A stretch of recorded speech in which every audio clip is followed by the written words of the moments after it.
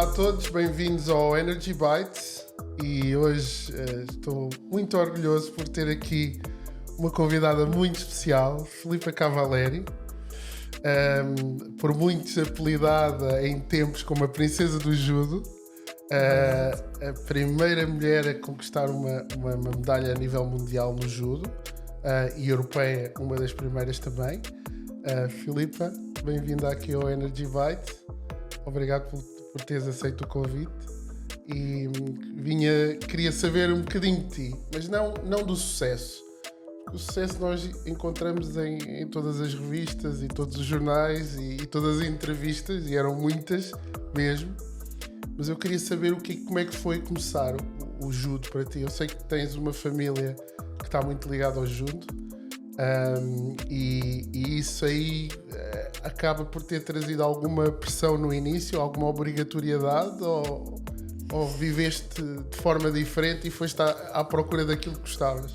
Olha, primeiro agradecer o convite, e era de todo irrecusável, porque é um prazer enorme estar contigo e fazer parte deste projeto, e dar-te os parabéns, porque precisamos de pessoas como tu, que sejam ousadas e se pensem fora da caixa e façamos coisas diferentes e que nos obriguem também a reviver aquilo que foi o nosso passado, para podermos transmitir a estas novas gerações e poder impactar as futuras gerações. Claro.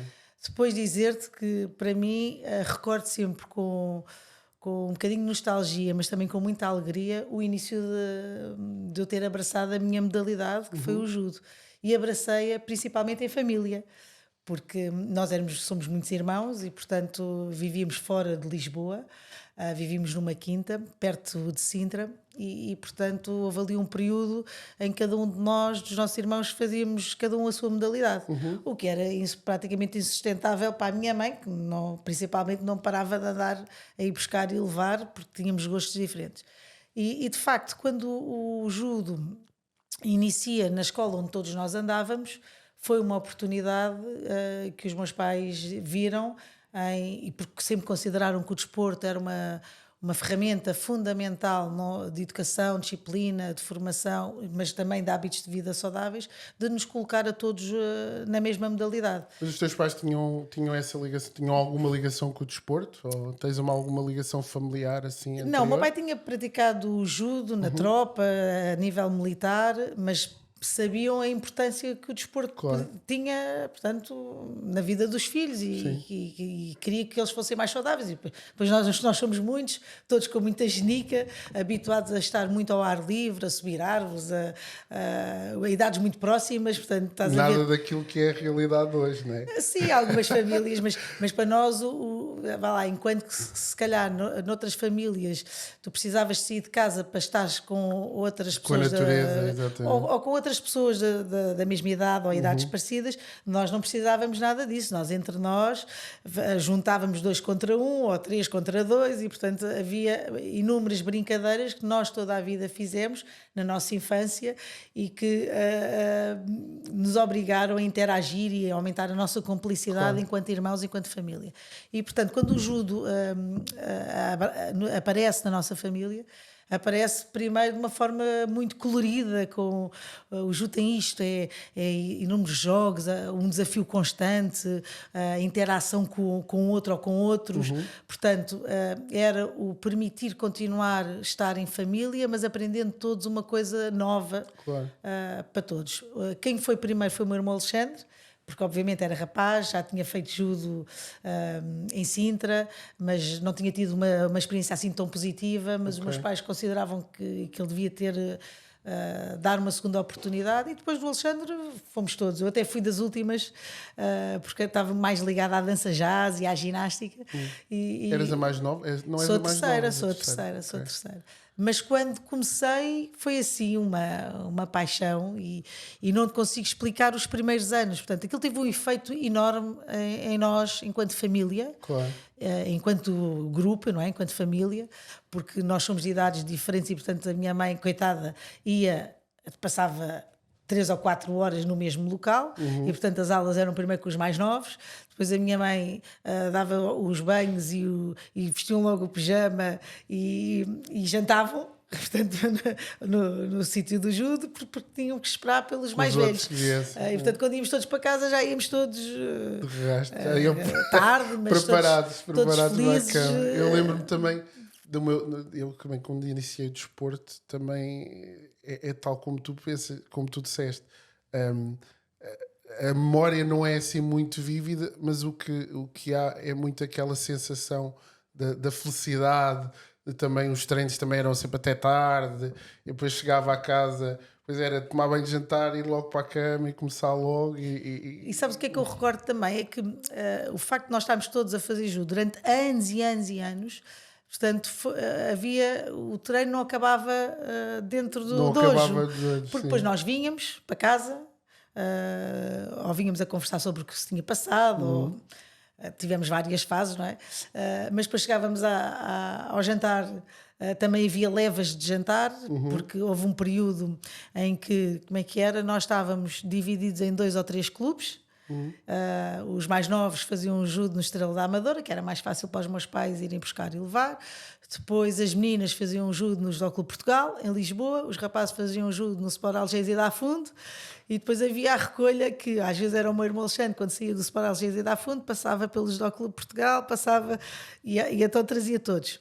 Isto não, eram tempos muito difíceis, não é? Claro. Tempos em que não havia autoestradas, não havia telemóveis, e portanto que as coisas tinham que funcionar muito bem. E portanto nós vínhamos no caminho e vínhamos no carro a conversar sobre o que se tinha passado, porque eram clubes diferentes. E depois chegávamos a casa, a minha mãe já tinha dado a primeira leva do jantar aos mais novos, depois era a segunda leva, depois eram uns que faziam dieta, outros que não faziam dieta.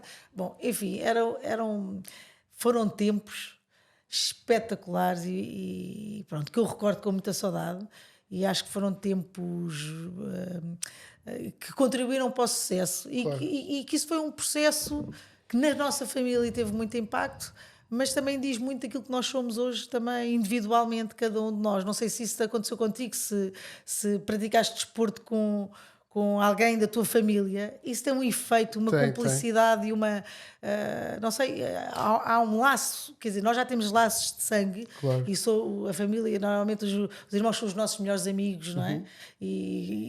Mas com estas vivências tão únicas e tão específicas que o desporto nos dá, isto transpõe aquilo que é as vivências normais entre irmãos. Claro. Porque, sei lá, eu lembro-me de estar com a minha irmã Andreia um mês no Japão e, portanto, e com o resto da seleção, mas quer dizer, é um privilégio poder estar e vivenciar com a Andreia N momentos que nós tivemos ao longo... Já vamos chegar ao aí. longo, percebes? Portanto, isto foram, sei lá, foi uma vida espetacular. Muito A nível intensa. competitivo, achas que esse convívio, ou quando começaste a tua vida competitiva, de certo que terá sido ainda muito jovem, esse contacto com a família, o judo não acabar no dojo e passar para casa, achas que isso também preparou-te de alguma forma, deu-te alguma estaleca extra para enfrentar os teus adversários? Olha, eu acho que o apoio da família... Ainda como jovem? Sim, como muito jovem. O apoio da minha família foi sempre fundamental e de forma muito positiva. Nunca foi de grande imposição. Eu acho que eu partia de mim, eu não sabia bem o que era, porque nós, como muito jovem, com 13 anos, eu sabia que queria treinar mais, não sabia bem como, mas eu queria treinar mais. E lembro-me uma vez de perguntar ao meu pai, dizer assim, pai, mas como é que eu posso ficar mais forte? E o meu pai, na altura, os crosses, não é? As corridas, era o que se via na televisão, não é? Isto em 87, 88, sabe, com a inspiração de outros grandes atletas nacionais que nós temos, como o Carlos Lopes, a Rosa Mota. E o meu pai dizia, queres ficar forte? Faz uns crosses. E eu, uns crosses? O que é isso dos crosses? Eu nem sabia bem o que eram os crosses. Então vai correr. Eu, é só correr. Portanto, até de uma forma muito inconsciente e sem, sei lá, eu sabia, se me disser, é para ficar mais forte, é correr, então é isso que eu vou fazer. E de repente a corrida faz parte da minha vida, muito nova, sem ter técnica, sem se calhar ter o equipamento adequado, e eu própria fui, vivo numa quinta, então é correr, então eu vou tentar dar a volta ao quarteirão. Claro, comecei logo com uma subida, por exemplo, das primeiras vezes, isto é como me lembro, com 12, 13 anos, e comecei a correr, sem saber respirar, sem nada, e lembro-me de ficar logo no princípio da subida, parar, e eu, tinha que ir a andar. Depois, quando chegava lá acima, como era à direita, corria.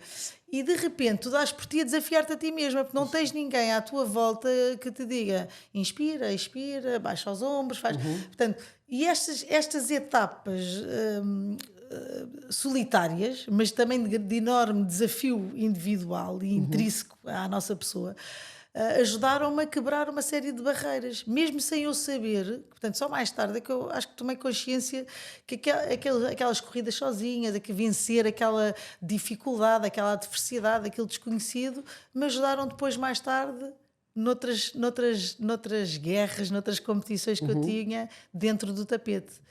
Mas sem querer, mentalmente, já dizia: bem, se eu conseguir fazer subida, eu acho que vou conseguir fazer isto. Então falava comigo próprio, desafiava-me a mim mesma. E acho que isso foi um permitir conhecer-me, porque eu acho que nós atletas, não sei se isso.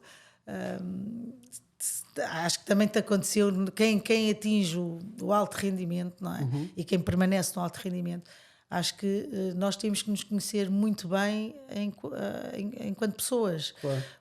Nós sabemos os nossos limites, nós sabemos o que é preciso, medos, os nossas nossos medos. inseguranças. E, portanto, se há alguém que nos conhece, é a nossa família, obviamente. Sim, sem dúvida. A nossa família que está sempre lá, mas nós temos que nos desafiar a nós próprios. Eu acho que isso foi sempre uma coisa que eu fui desafiando, às vezes sem saber bem como, e com isso quebrei muitas barreiras dentro da minha modalidade e venci muitas barreiras a mim própria. Achas que o tatame é um local solitário? Tem momentos, claro, porque ele tem que ser, apesar do judo ser um desporto individual, tu precisas sempre do outro para treinar. Claro que hoje em dia temos elásticos, temos algum tipo de material, mas a grande riqueza está na partilha de prosperidade e benefícios mútuos, que é um dos princípios máximos do judo, daquilo que fazes com a interação com um parceiro ou com outro adversário. Eu perguntei isto muito na perspectiva de tu falares sobre o facto de tu te ires desafiando a ti próprio, ires superando aqui também a nível pessoal, ires competindo sempre contra ti. Perguntei isto porque, por exemplo, na minha modalidade, também individual, e temos muita gente à volta, mas era muito solitária, porque estávamos em constante luta. Eu sentia-me em constante luta com os meus medos, com os meus receios, mesmo quando trabalhava e treinava muito para poder controlar determinadas coisas, mesmo a nível psicológico. Quando entrava lá para dentro, parecia que todas aquelas inseguranças, todos aqueles medos, as pequenas dores, as pequenas lesões, essas pequenas coisinhas, parece que intensificavam. Sim, de repente são alertas, sim. E ficava sempre com essa no subconsciente. E podiam ser momentos mesmo muito, muito, muito sós e com muita insegurança e com muito medo. Vocês têm muito esses problemas também? Achas que isso acontece no tatame? Porque eu sei que vocês estão sujeitos a muitas lesões, e às vezes lesões que acontecem sem grandes... Sim, sem não conseguimos controlar. Sem perceber bem porquê. Depois também há toda aquela parte psicológica também que acaba por ter um efeito grande. Sentiste isso ao longo da tua fase inicial? Olha, o judo é um desporto de luta e é um desporto situacional. O que significa que perante uma situação, um problema, existem inúmeras formas de resolver esse problema, não é? Ao fim e ao cabo é um combate de judo. O que é que se resume um combate de judo? Tu tens um oponente ou tens outro adversário à tua frente e o objetivo é marcar a vantagem máxima e pô-lo de costas, ou imobilizá-lo, ou vencer no solo com uma chave ou um estrangulamento, obrigando-o a desistir. Mas tu dependes também da ação e da reação do outro. E, portanto, os medos, as inseguranças e tudo o que tu possas trazer, esse aporte, com o tempo e com o treino, tu tens que ter ali uma boa robustez mental, porque tu tens um problema para resolver naquele momento. Obviamente que se treinares, e se treinares de forma muito adequada, tu vais tendo automatismos e vais sistematizando o teu comportamento em determinada reação. Mas o judo não deixa de ser um desporto situacional, em que há tomadas de decisão que têm que ser naquele momento que estás a viver. Embora possas treinar muito, e tens de treinar muito para prevenir e para prever todas as situações que podem ocorrer com determinado adversário, mas é lá, no momento em que tu resolves. E que depois tudo, e depois basta um pequeno erro e que não tens hipótese nenhuma de voltar atrás. Não tens mais tentativas.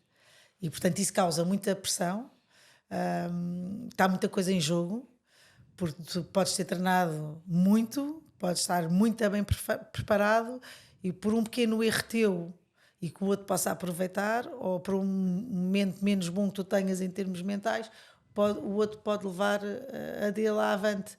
E não tens a possibilidade de poderes dar a volta como outras modalidades, sei lá. Há alguns desportos em que te faz à melhor 3 marcas, tens 3 tentativas, ou o tempo do jogo de futebol é de X. Sim. E podes marcar, não é? No primeiro tempo estás a perder, mas podes dar a volta ao resultado. E no judo isto é muito duro. E depende só de ti. Obviamente tens o teu treinador, tens por trás toda uma equipa que está contigo nos momentos de preparação, mas no combate em si és tu que resolves. Sim, não tens a mesma hipótese. Ou és tu naquele momento, naquela hora, naquele segundo, ou então esquece. E isso dá-nos, acho que nos dá o facto desta exposição e deste confronto muito direto, e de termos que ser nós a assumir desde muito cedo as nossas vitórias, mas também as nossas derrotas e os nossos fracassos. E se permanecemos nesta modalidade ao alto nível, acho que nos aperfeiçoamos muito enquanto pessoas, porque não temos que digerir as coisas boas e as coisas menos boas e rapidamente torná-las noutro nível, não é? Porque não podemos ficar lá atrás a pensar numa coisa que correu menos bem e depois no fim de semana a seguir tem outra competição. E eu acho que há uma característica de nós judocas, que é conseguirmos digerir bem as coisas e dar a volta e estabelecer novamente objetivos. Isso depois eu acho que isso acaba por ser uma característica que todos os de alta competição têm que ter. Sim. Se ficarmos agarrados a um mau momento, nunca mais. Mas há uma exposição, há modalidades e modalidades. Há uma exposição, no caso do judo, muito direta, porque se tu perdes, é mesmo tu que perdes. E se perdes é por um erro teu, ou por uma falta porque o outro foi realmente melhor superior, e tu não estavas sempre. Não estavas assim tão bem preparado, se calhar. E eu acho que, por exemplo, para estas gerações, eu que agora tenho uma academia e estou com muitos miúdos novos e rapazes e raparigas, chega aqui a uma altura, eles mais novos até lidam bem com esta exposição, porque é tudo, a competição, uma coisa saudável, mas assim que eles começam a perceber que há uma exposição e que depende deles esta gestão, nós temos muitos miúdos que fogem da competição. Porque têm medo desta exposição, têm medo. Há uma zona de conforto muito grande e os pais educam os miúdos para estarem numa zona de conforto grande. Hiper protegidos. E não se consegue perceber que o obrigá-los a sair, e mesmo o fracasso faz parte da vida, e que isso depois os vai obrigar mais à frente a serem pessoas a pensarem de outra maneira, a terem que fazer um caminho. Ok, fracassou. Então o que é que agora tem que fazer? Olha, caiu no chão, então agora tem que se levantar e continuar. Mas hoje em dia, o que eu sinto com estas novas gerações, são poucos os miúdos e as miúdas que querem abraçar este desconhecido, porque o receio, o medo e toda a pressão é muito maior do que aquilo do que este desconhecido pode vir a dar, que é superação, estabelecer objetivos, que o fracasso, a resiliência, lidar com os fatores emocionais, com a ansiedade, com o stress. Pronto, e isso, nós atletas, tu sabes isso melhor do que ninguém, todos nós tivemos momentos em que nós conseguimos controlar tudo aquilo que estava ao nosso alcance e as coisas correram muito bem, mas também tivemos outros momentos em que fizemos tudo o que estava bem e as coisas não correram bem. Eu tenho 1001 histórias. Temos 1001 histórias, sei lá, nesse aspecto. Achas que nós, quer dizer, achas não, eu tenho a certeza, isto é uma afirmação, nós éramos muito mais, ou as nossas gerações, éramos muito mais todo o terreno do que os miúdos agora. E isso sem dúvida que traz para quem é treinador Enormes desafios. traz desafios Enormes desafios. muito maus mesmo, muito complicados. Eu tenho uma curiosidade agora, e já referiste muitas vezes a questão da preparação, os estágios no Japão. Eu lembro que a crescer, quando estava no centro de alto rendimento, tinha muitos amigos do judo e parecia que quando voltavam desses estágios do Japão vinham aliens autênticos, vinham pessoas que nem sabiam conviver com as outras pessoas, porque aquilo não só, pronto, é a meca do judo, sem dúvida alguma, mas o isolamento também é muito grande, não? E se calhar no teu tempo ainda mais do que os dias de hoje. Olha, quando íamos, não é? No meu tempo, íamos por um período grande, porque era um investimento enorme, a Federação, não é? Investia de forma financeira muito, muito grande e, portanto, não íamos uma semana, não é? Portanto, no mínimo, eu acho que houve uma vez que fomos praticamente um mês, portanto, no mínimo 3 semanas, um mês. E depois, como tu dizes bem, pronto, estar no Japão, quer dizer, onde foi criada a modalidade, com toda a tradição, toda a cultura, e nós podermos beber tudo isso, também nos transforma. Eu não me sentia tipo afastada da civilização, mas tudo aquilo que eu lá vivi foram marcos importantes e que depois me ajudavam a vir, a amadurecer, a digerir o que tinha vivido. Primeiro, o nível de treino era brutal. Nós às vezes num dia já tínhamos feito o que fazíamos numa semana cá. E portanto, tu de repente estás 3 semanas com um nível de treino muito, muito, muito acima daquilo que estás habituado. A primeira semana estás em choque, depois a segunda semana ok, já lidas bem, e a terceira semana já estás como peixe dentro da água, e depois entretanto vais-te embora e percebes que aquilo foi transformador, porque lá está, a parte psicológica, não só psicológica, mas também a física e a técnica vão sofrendo grandes alterações. Vão melhorar. E portanto isso tinha sempre impacto. E eu acho que esses estágios têm impacto em nós, mas também têm impacto no grupo, quando vamos em grupo, e portanto há muitas histórias. Sei lá, há uma história que eu tenho, que uma das últimas vezes que fomos éramos 6, acho que éramos 6 raparigas, então ficámos as 6 num quarto, que era tipo Camaradas. Mas nem havia camaradas, davam-nos assim um colchãozinho, portanto era mesmo mais Japão, e um edredom. E portanto nós chegamos para aí um mês, as 6, a vivermos nesse quarto. Portanto, treinávamos juntas, almoçávamos juntas, jantávamos juntas, fazíamos tudo juntas e depois dormíamos todas juntas. E essa convivência de 24 sobre 24 horas com um grupo de 6 pessoas,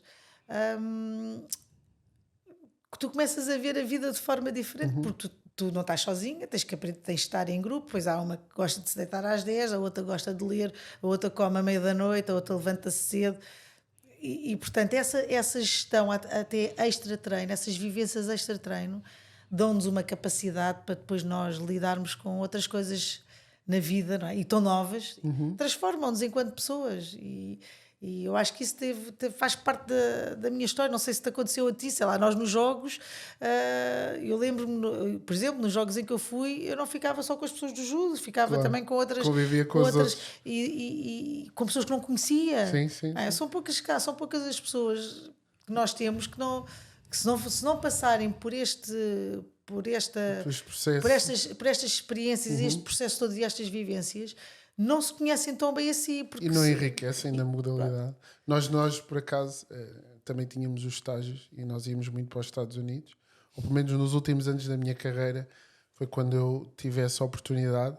Treinava literalmente com o recordista mundial, com o campeão do mundo, com o vice-campeão do mundo.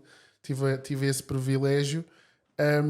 E havia muita interajuda, muita interação, porque eles tinham sempre muita curiosidade em perceber como é que é a nossa realidade, perceber que muitas vezes com o tipo de condições que nós temos, que não tem nada a ver com as condições que eles têm. Como é que consegues lá chegar tão perto? Como é que conseguem lá chegar? Ou seja, para nós era muito curioso ou era muito interessante trabalhar com os melhores do mundo, mas trabalhar com os melhores do mundo, com as melhores condições do mundo, também se torna fácil e facilmente impressionas.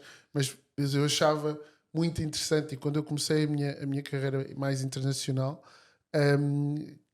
que eles interrogavam-se: mas como é que é possível?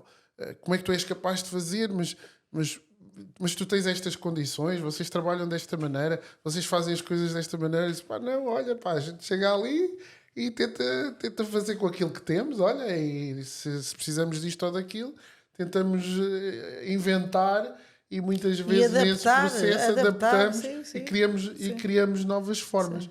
Queria referir-te sobre esse convívio nos estágios, de ficarem seis atletas viverem 24 horas por dia, que é enriquecedor também, mas também pode ser muito cansativo. Claro! E a minha questão era... Lá no momento, então, e com a minha irmã? Depois, pronto, porque é normal, não é? Portanto, nós em grupo é uma coisa, mas quando tens alguém que é da tua família, tu acabas por não ter tanta paciência, não é? Claro. Não é tanta paciência, é tanto para um lado como para o outro. Claro. E, portanto, não tens tanta tolerância, porque é tua irmã, claro. É uma pessoa... E, portanto, eu tenho N histórias com a Andreia, sei lá, nós jangávamos, depois tínhamos de fazer as pazes. Claro que não conseguimos também estar muito tempo zangadas, mas que fazem parte, e isso, sei lá, este grupo, esta minha geração, nós somos todas muito, muito, muito, muito amigas umas das outras. Felizmente estamos praticamente todas ligadas, acho que estamos todas ligadas ao judo, de uma maneira ou de outra. A Catarina Rodrigues é diretora da União Europeia de Judo, trabalha na Federação Portuguesa de Judo, tem feito uma carreira fantástica ao nível da organização de provas. A Paula Saldanha ao nível da arbitragem, eu estou com a academia como treinadora, a Andrei também na parte de treinadora, a Sandra Godinho como treinadora também de um clube da Madeira e também foi árbitra, e portanto nós de certa maneira, esta geração mantém-se ainda ligada e a contribuir decisivamente para o melhor do futuro, quer dizer, no presente, e a trabalhar para o futuro desta modalidade. E isto também diz qualquer coisa, se calhar, porque de facto tudo aquilo que nós vivemos foi muito impactante e nós continuamos a trabalhar. Não houve rivalidades aí pelo meio? Olha, não havia as questões normais, não é? Mas nós pertencíamos todas, o facto do judo ser de categorias diferentes, portanto não havia muita possibilidade de irem 2 ou 3 pessoas da mesma categoria. Mas houve menos que sim, que a rivalidade até é bom que exista, porque só te obriga a seres melhor.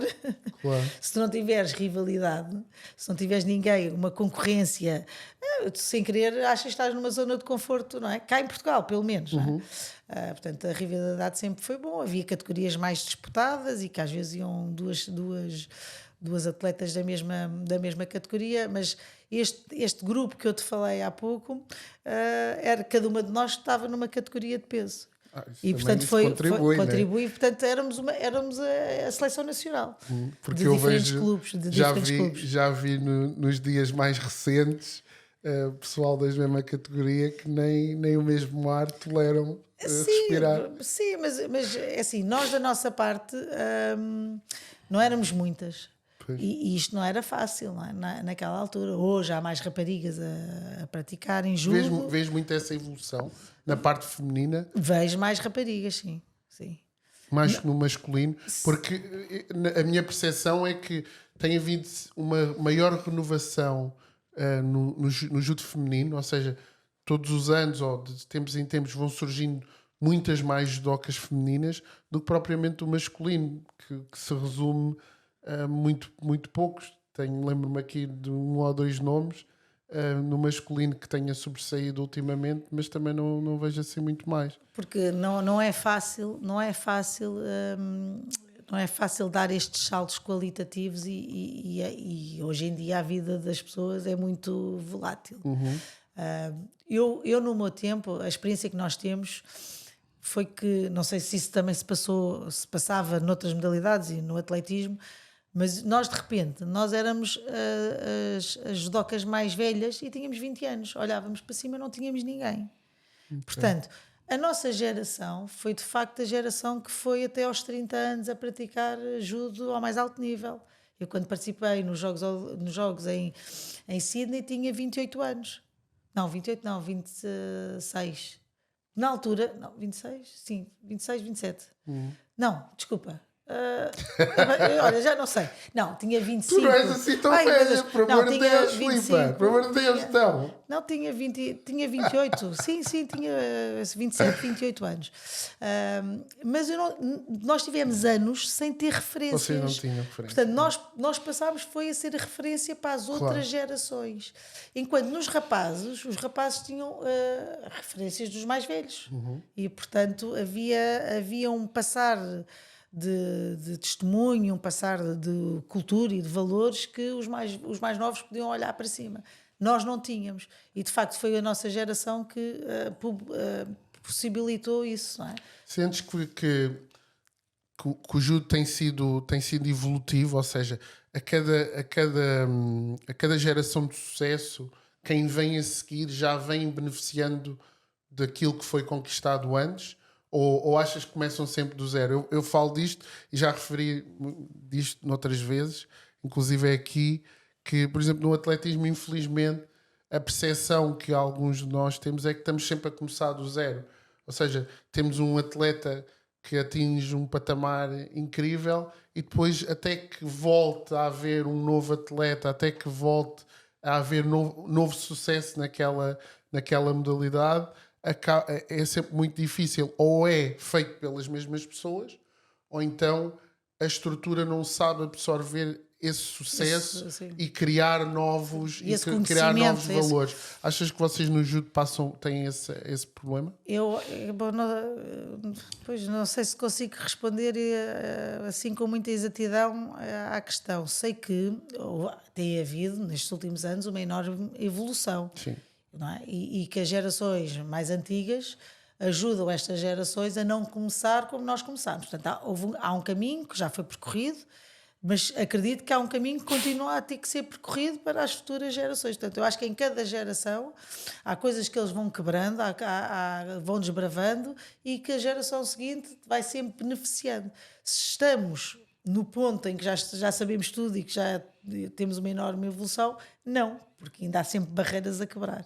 Sim, mas nós no judo feminino temos sido uma potência. Mas sempre tivemos. Mas isso também é um bocadinho da história do desporto e do judo em Portugal, não é? Portanto, e do judo até a nível mundial, porque se nós formos a ver em termos históricos, o judo masculino tem muito mais anos do que o judo feminino, em termos mundiais. Eu creio que o primeiro campeonato do mundo para homens foi em 1951 e nas mulheres só em 1975. E, portanto, depois também se refletiu cá, não é? Com a nossa história da evolução do desporto em Portugal e pós o 25 de Abril. E, portanto, de certa maneira, não é que tenha sido mais fácil, mas foi mais acessível. Se calhar nós conseguimos apanhar um comboio que não estava a todo vapor, estava a caminho. E, portanto, nós raparigas, com apoios certos, com apoios financeiros, com um conjunto de raparigas que queriam muito treinar e queriam superar e queriam quebrar barreiras, foi-lhes dada essa oportunidade e esta geração, aproveitou. E com isso demos enormes passos. Aí nós demos muitos passos. O que é que isso possibilitou? Que as gerações a seguir já não tivessem que fazer todo o caminho e quando começassem não começaram do zero.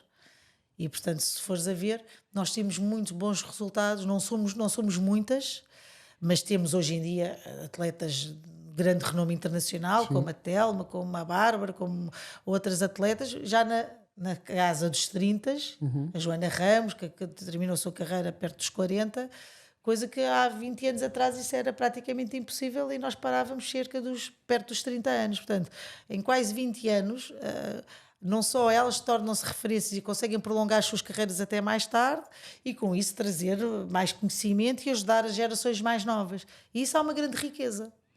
No caso dos homens, são poucos os homens que conseguem fazer isso. Tu consegues, se calhar, contar pelos dedos das mãos quem são os homens na casa dos 30 que estão. Estão ainda na modalidade. E achas que se deve a quê? Da resiliência das mulheres, daquele girl power? Não, é assim, isto é uma modalidade muito difícil. Sim. E manter-te lá em cima é muito difícil. E se calhar para as mulheres não é mais fácil, obviamente não é mais fácil, mas há se calhar aqui elas conseguem se manter mais em cima por tudo isto que já foi conquistado e por este projeto de vida. No caso dos homens, não há tanto, a base não é tão larga, contam-se pelos dedos os valores e é difícil manterem-se lá em cima. Portanto, é muito difícil. E o judo a nível mundial está de uma exigência enorme, mas está tanto para os homens como para as mulheres. Para as mulheres, porque eu tenho visto algumas coisas do judo feminino e já referiste aqui 2 ou 3 nomes de atletas femininas que estão no topo mundial neste momento, e é uma agressividade enorme aquilo. Acho que o judo feminino está a um nível muito elevado, mesmo em comparação direta, e é uma comparação que eu não gosto muito de fazer, de comparar o desporto masculino com o feminino, porque acho que são realidades completamente diferentes, mas ainda assim eu acho que o judo feminino ainda é daquelas poucas modalidades em que podemos meter lado a lado a nível técnico, a nível de evolução técnica, a nível de agressividade, a nível de explosividade, disciplina, e eu acho que mesmo de espetacularidade, hoje em dia já se vê mulheres a fazerem técnicas incríveis. Sim. Se calhar há uns anos atrás não se via tanto. Mas... Claro que os métodos de treino vão evoluindo, mas se tu fores a ver, por exemplo, no nosso judo feminino em Portugal, tu tens referências na casa dos 30, mas também tens um grupo de pessoas que também estão nos lugares cimeiros de rankings, como a Catarina Costa, uma Patrícia Sampaio, que estão na geração dos 20. Sim. E que elas serão as seguintes. E atrás delas já há uma terceira linha de alguns valores de judocas que se prometem não estar, se calhar, na ribalta para agora, mas para 2028. Sim, mas se calhar no setor masculino existe também esse conjunto de atletas, mas é mais difícil deles se imporem. Porque a competitividade ou é maior, as categorias... Pronto, acho que é mais difícil. É mais difícil. Eu acho que as mulheres são mais focadas, acima de tudo, e dedicam-se mais às coisas. Digo eu, não sei. Pois. Olha, mas como é que tens visto a evolução da parte técnica do judo? Eu lembro que há uns anos atrás houve umas alterações, umas técnicas que já não se podiam fazer. Eu lembro-me também da Telma ter tido uns problemas em relação a isso. E problemas, mas superou. Sim, com certeza. Mas tudo leva ao seu tempo. Sim. E depois acabas por dar a volta por cima. E eu lembro naquela altura ouvir muitas críticas em relação a algumas dessas alterações. Sentes que a modalidade tem evoluído a esse nível para o sítio certo, ou se acaba por começar a desvirtuar aquilo que era a essência da modalidade? Não, a alteração dessas regras foi exatamente para manter essa essência. Portanto, o que aconteceu e o que provocou a alteração, e que na altura até a Telma teve que reajustar o seu tipo de judo e fazer um grande investimento outra vez em termos técnicos, foi porque na altura se acreditava, não era só a Telma, não é? Em termos mundiais, mas que a Telma era uma das referências que nós tínhamos em Portugal, e que ela, se calhar, foi mais impactante porque era também de acordo com o tipo de judo dela, mas que ela conseguiu provar que conseguiu dar a volta e conseguiu trabalhar muito e conseguiu dar a volta a essa alteração de regras. Agora, eu acho que nós caminhamos exatamente para não perdermos a tal essência, ou para mantermos viva a essência do judo, com o espetáculo, com a eficácia, com o ser justo, em busca de um judo positivo e de tentar ter vitórias marcando ipons, não é? Colocando o adversário de costas, com força, com velocidade e com controle. Portanto, essas regras são necessárias se nós quisermos manter a essência do espírito do judo, tal como Jigoro Kano o pensou. Sim. E em relação à evolução da modalidade no país, Sentes que tem crescido o número de atletas, independentemente de haver esta discrepância entre homens e mulheres, tu como professora e com a tua academia, sentes que há muita aceitação, há muita gente a procurar o judo? Sentes que a modalidade tem matéria-prima para continuar a evoluir? Olha, sinto, acho que eu falo por mim, na academia tenho muitos rapazes e raparigas a iniciarem a prática do judo. O judo acho que é uma modalidade muito bem reconhecida por toda a nossa sociedade portuguesa. Tem uma boa imagem, acredito que passam os valores que estão implícitos na modalidade e que, portanto, acredito que os pais, quando colocam os filhos para fazerem a prática do judo, não só para terem hábitos de vida mais saudáveis, mas porque acredito que possa contribuir para a formação de cada um. Depois, se eles chegam a campeões ou não, isso já é outra, isso já é outra história. Sim. Mas temos muito, a base está boa após uma pandemia e portanto, e é assim que se quer, porque nós só podemos depois ter atletas lá para cima se tivermos uma boa base. Temos de ter uma boa a minha experiência, na minha academia eu tenho muitos rapazes e muitas raparigas a iniciarem a modalidade.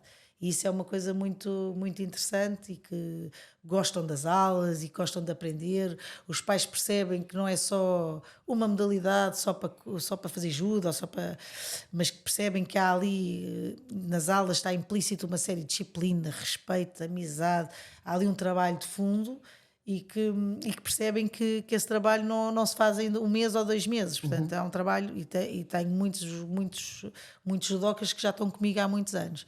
E, portanto, é esse trabalho que é importante, é recrutar, mas também manter aqueles que fazem judo comigo há mais anos, mantê-los motivados e desafiá-los para irem progredindo na modalidade e poderem ser boas pessoas e o futuro. Bons cidadãos, em primeiro lugar. Sim, ativos. Acima de tudo, acho que o desporto tem esta responsabilidade, este compromisso que é poder dar ferramentas para que as pessoas sejam ativas no futuro. E ativas não é só atividade física, é que sejam intervenientes na sociedade e que lutem por objetivos e o desporto dá essas ferramentas todas, não é? Sem dúvida, e acho que são esse tipo de valores que têm falhado ou têm faltado um bocadinho à nossa sociedade e tem que se reimplantar nos jovens essa ideia. Eu acho que tudo isto é cíclico, que nós agora estamos a passar uma fase um bocado de controvérsia aqui da nossa existência neste mundo, os valores ou a falta deles, e acho sem dúvida que o desporto tem um papel muito importante para reverter aqui algumas coisas e acho que nós, como atletas olímpicos continuamos envolvidos na modalidade ou no desporto em geral, também temos essa responsabilidade.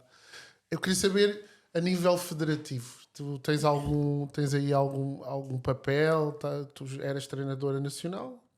Qualquer coisa assim? Fui treinadora nacional durante uma década nos escalões de formação e foi um trabalho que abracei com muito carinho, com uma enorme responsabilidade. Tinha acabado a minha carreira desportiva enquanto atleta quando surgiu esse convite e achei que tinha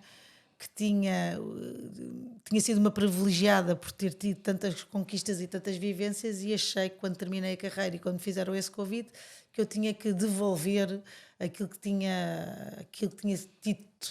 Eu estava tão enriquecida enquanto pessoa, enquanto judoca, enquanto mulher.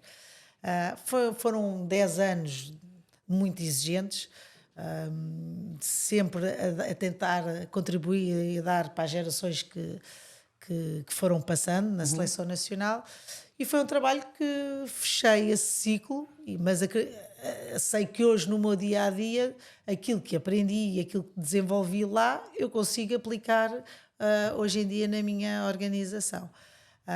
Em termos de desafios que eu tenho, abracei recentemente, faço parte de uma comissão da União Europeia de Judo, da Comissão de Direitos Humanos, de Igualdade e a Não Discriminação. e acho que vai ser um desafio. Estamos agora a dar os primeiros passos, as primeiras reuniões, e acho que é um desafio interessantíssimo para mim, e que vou representar Portugal Sem dúvida. num grupo também de alto nível, e portanto é uma coisa que eu gosto deste tipo de desafios. Mas diz-me, conta-me então, ok, esses projetos acho que são muito importantes. Em que estado é que está a Europa? Olha, não Tens sei, vamos ter. ideia? Não, sei.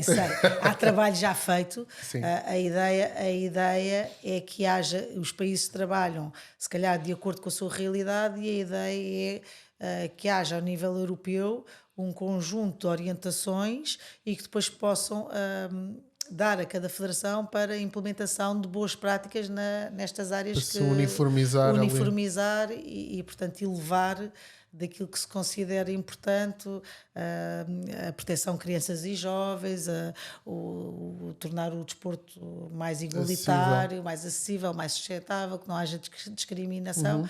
E, portanto, a ideia é conseguir uniformizar a nível da Europa todas estas questões que são determinantes para a evolução da modalidade. Saltaste aqui porque ia-te perguntar, no final ia-te perguntar qual é que é o futuro, o que é que a Filipa vê ainda, ou o que é que vai desenvolver no futuro.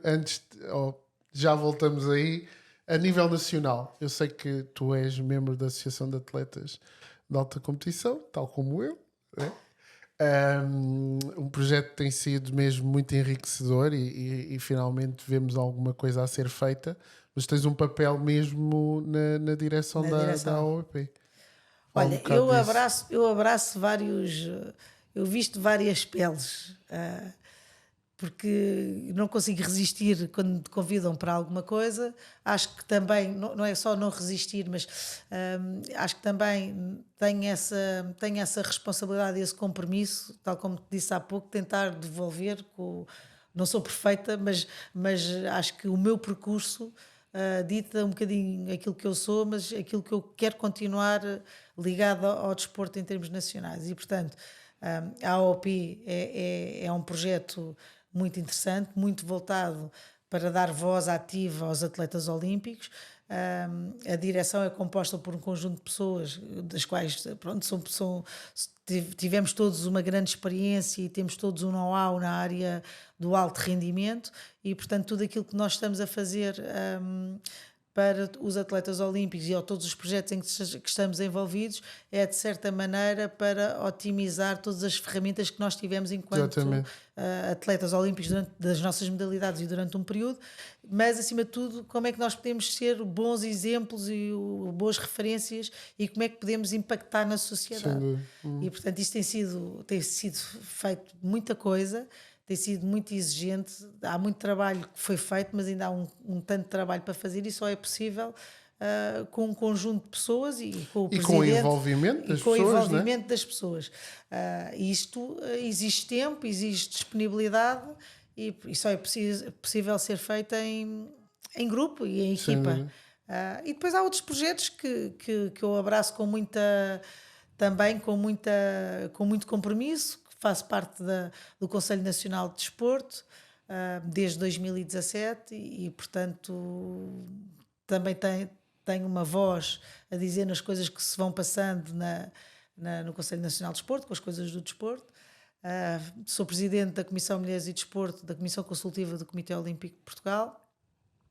Faço parte também do Colégio Disciplinar Antidopagem. E, portanto, são coisas que me dão imenso gozo. Sai fora do âmbito daquilo que é a minha academia, que é hoje em dia o meu trabalho, não é?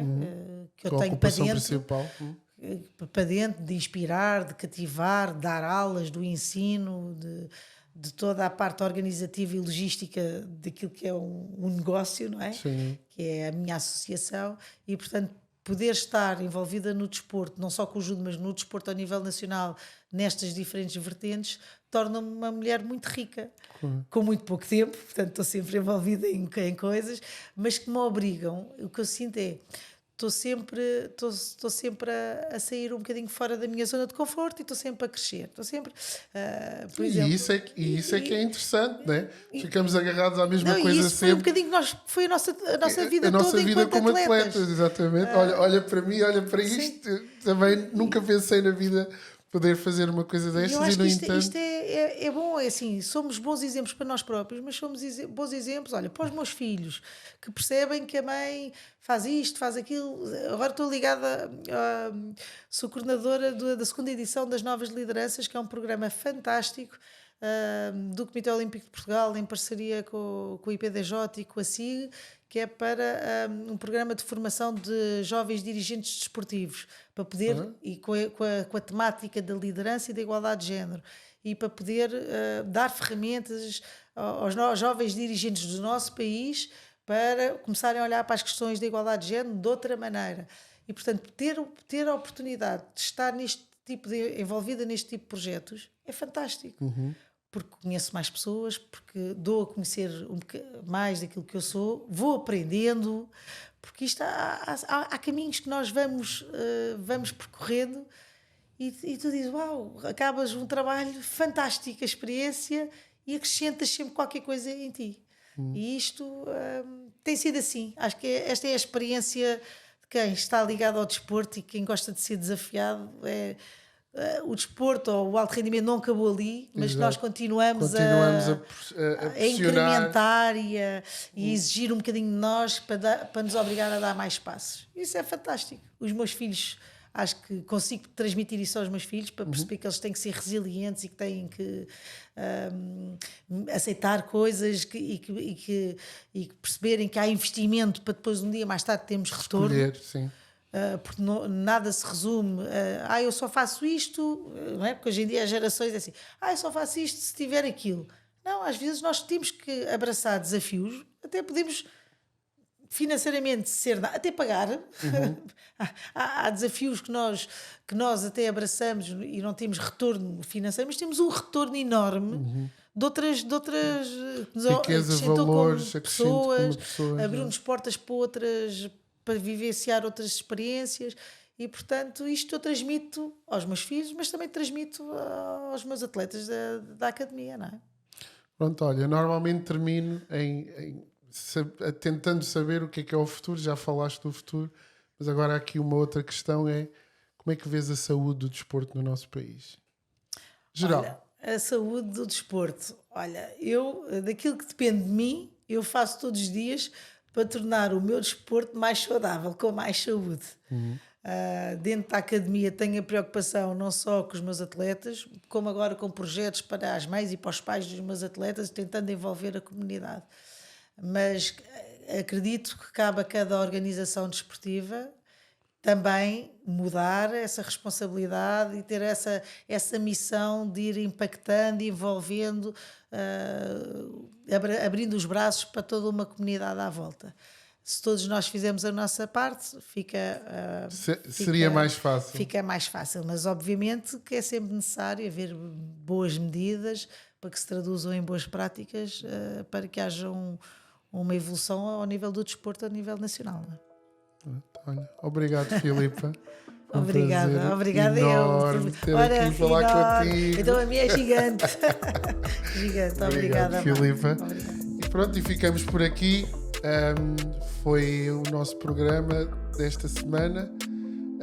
Queria agradecer aqui a todos os intervenientes e a todos que fizeram este programa acontecer. Mais uma vez obrigado a Filipa.